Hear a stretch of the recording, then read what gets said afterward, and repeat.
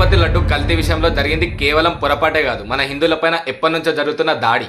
AP deputy CM Pawan Kalyan గారు అసెంబ్లీలో ఇచ్చిన ఈ స్పీచ్ ప్రతి ఒక్క హిందూకి వేకప్ కాల్ లాంటిది.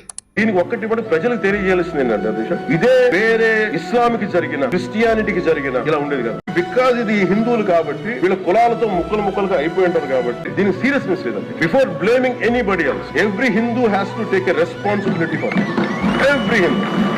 మన రెండు తెలుగు రాష్ట్రాల్లో ఇలాంటి సెన్సిటివ్ టాపిక్స్ పైన మాట్లాడే గట్స్ ఏ ఒక్క పొలిటీషియన్ కి కూడా లేవు. మొన్న చూసుకుంటే మన హిందువులకి ఎంతో పవిత్రమైన తిరుపతి లడ్డుని కల్తీ చేశారు. అండ్ ఇప్పుడు తమిళనాడులోని పూజార్ల పైన దాడి చేస్తున్నారు.